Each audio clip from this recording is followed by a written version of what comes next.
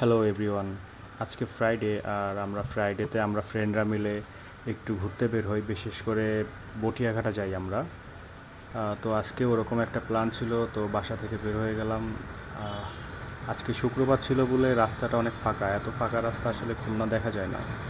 খুলনা আসলে অটোর নগরী, আর এখানে টেসলায় খুব পরিমাণে ভরা। নিরালার মোড়ে চলে আসছে, এখানে আমার একটা ফ্রেন্ড ওয়েট করতেছিল আমার জন্য, তো ওকে খুঁজতেছিলাম কোথায় ছিল ও। দেন ওকে নিয়ে আমি রওনা দিলাম গল্লামারির দিকে। আসলে গল্লামারি যাওয়ার আগে দোয়া কালাম যতগুলো ছিল সব পড়ে নিছি আসলে ভয়ে, কারণ গল্লামারি যে জ্যামটা পড়ে, মানে কোথাও যাওয়ার আগে জীবনটা এখানে শেষ হয়ে যায় আসলে।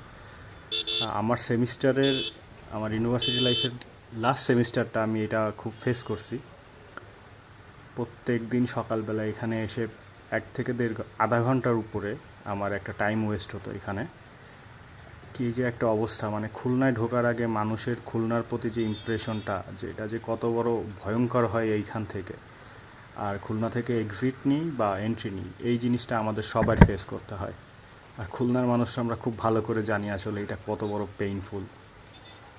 তো যাই হোক, দোয়া কালাম পড়তে পড়তে গল্লামারির এই জায়গাটা পার করে ফেললাম। খুবই একটা মানে বিচ্ছিরি অবস্থা, সারাদিন পরে বের হয়ে মুডটাই এখানে একদম নষ্ট হয়ে যায়।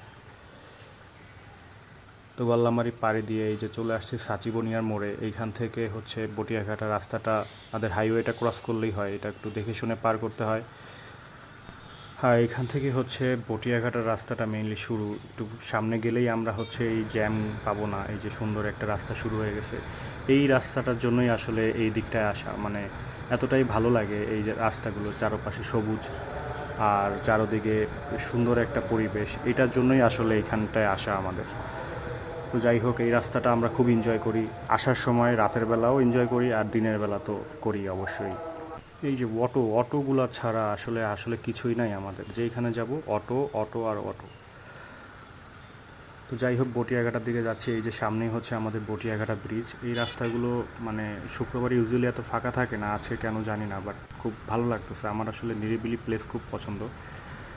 এই বটিয়াঘাটা ব্রিজ নামে পরিচিত। আসলে নদীটার নাম আমি ঠিক করে জানি না। আমি যখন প্রথম এই দিকটায় আসি 2017-18 সালের দিকে, তখন এই নদীটা একেবারে সম্পূর্ণ ছিল, বাট আমার চোখের সামনে আসলে এই নদীটা মারা গেছে। একটা নদীর মৃত্যু আসলে চোখের সামনে দেখলাম, এটাই সেই নদীটা। নদীটার জন্য মাঝে মধ্যে খুব খারাপ লাগে আসলে, চোখের সামনে এই জিনিসটা ঘটলো।